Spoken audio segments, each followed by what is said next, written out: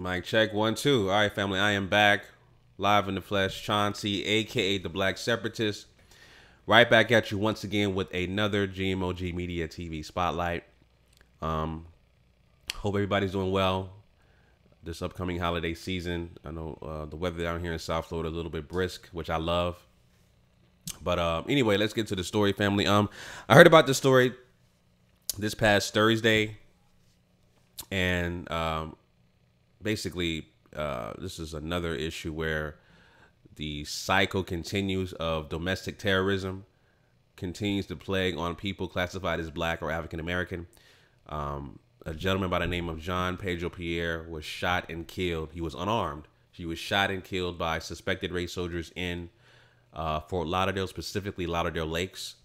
And this man was unarmed, like I said before. I'm going to play the clip. I'm going to watch the video for you guys and provide you some commentary. There is video footage of John Pedro Pierre being shot and killed by, I believe it was Broward Sheriff's deputies who went onto the scene at the Lauderdale Lakes condominium area. So I'm going to play this clip, family, and give you guys my commentary and my thoughts on it. All right, so let me switch screens and let's get right into it. Here we go. Ren, don't point at me, man. Step back. Step back for who? Step back. For who? For you? What's his problem? No, that's for this. What you said? What you said? Say it Okay, again. so I can tell he's Haitian by his accent. There's information on social media that's just untrue. We're hearing things like Mr. Pierre was shot 7 times. Completely untrue, fabricated. We're hearing that Mr. Pierre expired at the scene. That's not true. He was given CPR. Our firefighters transported him to Broward Health Medical Center, and he died hours later at the Broward Medical Center. What is wrong with you? Stand down! Stand down! So let me just pause it. So you're a police officer. You're trained to handle situations like this, supposedly, right? And again, we live in a system of racism, white supremacy. So your melanin, the darker your hue is, the darker your skin tone is, the more fear, right? The more fear you present against people who are classified as white, or just people in general who just don't understand the power of a melanated Black male. But this guy, this police officer, has all kinds of weaponry on him. He has a baton, he has a taser, he has a gun on him, and yet he's the one that's backpedaling against a man who's unarmed. So, you know, you're gonna obviously hear the verbiage of, you know, I was in fear of my life. For what? Because he was charging you? He had no weapon on him, right? So what is that about? He had no weapon on him, but yet you're in fear of your life. That's the perception of a Black man being the most feared person on the planet. Just from walking around. Your skin tone is your weapon. That's how you're perceived. Let me finish playing the clip. It's important for everyone to understand. Okay, this guy, that the investigation, the police officer, is very small compared to this guy, Jean Pedro Pierre. And he looks like he's classified as Asian as well. I don't know the backstory of why the police officers were called upon the scene. I don't know the backstory of that. That's still being under investigation. I don't know why.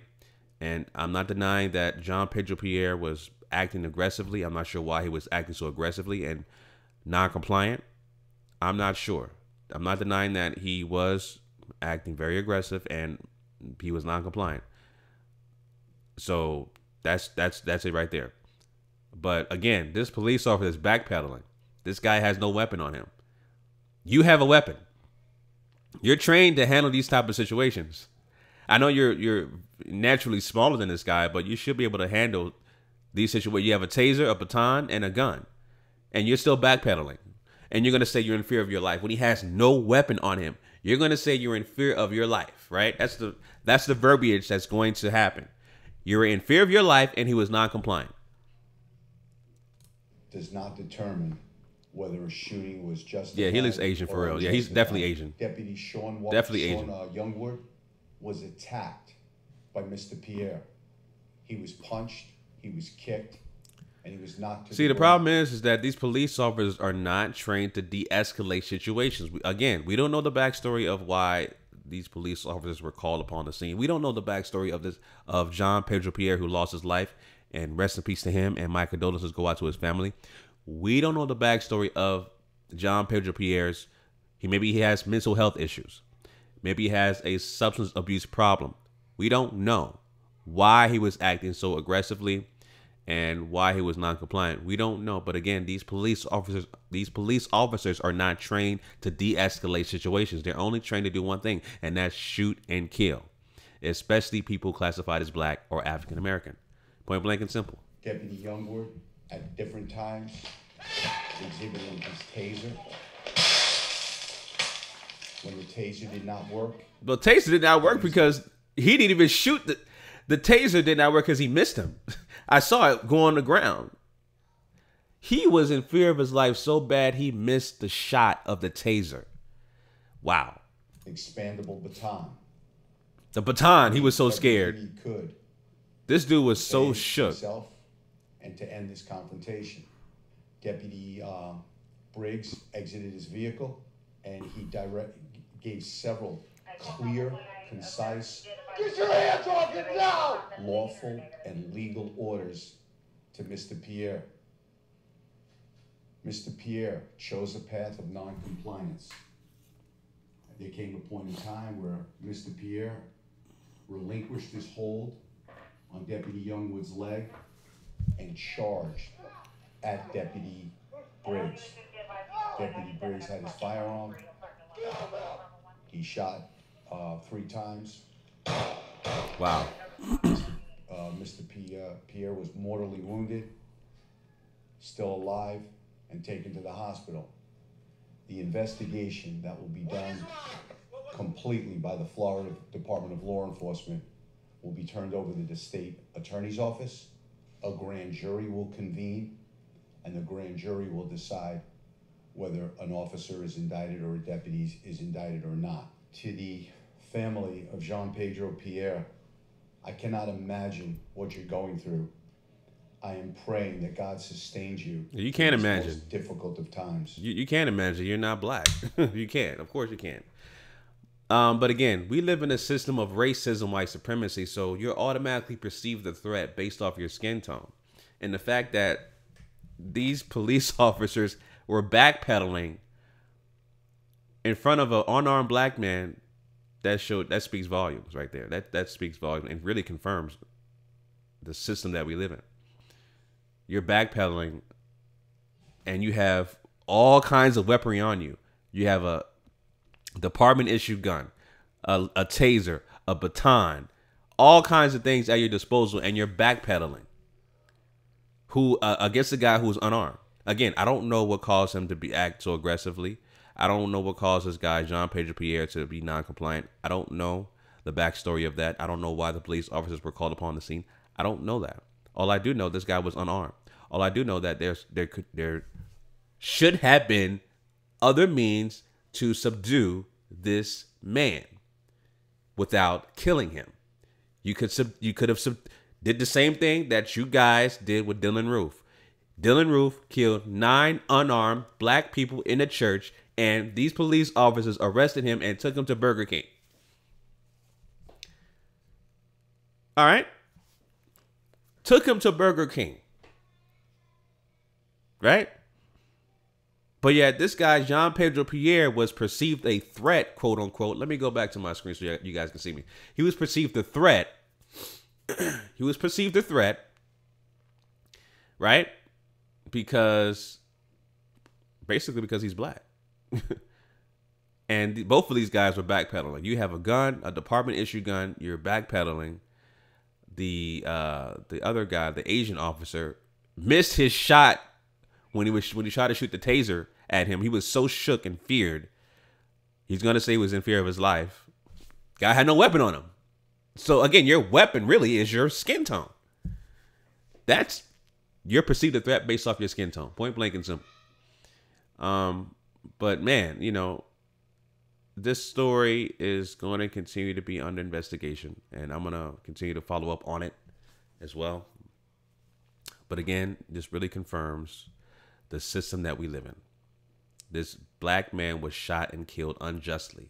Sure, he was acting aggressively for no reason. I don't know the reason why. Sure, he was non-compliant, but he did not deserve for his life to be. He did not deserve to be killed. Point blank and simple. There should have been other means to subdue this man. You guys are not trained to de-escalate situations, especially dealing with people who may have mental health issues, who may have substance abuse problems. For people classified as black, you guys are not trained to do that. You guys are only trained to do one thing, and that's shoot and kill. That's it. And that's unfortunate. This is another statistic in the system of racism, white supremacy, where another unarmed black man is shot and killed in the system that we live in. Point blank and simple.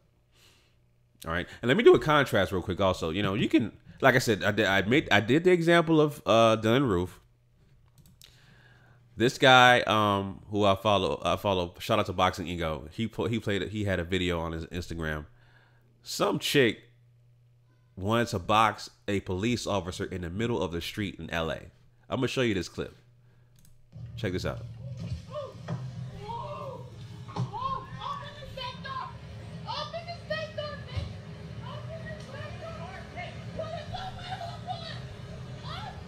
In the middle of the street.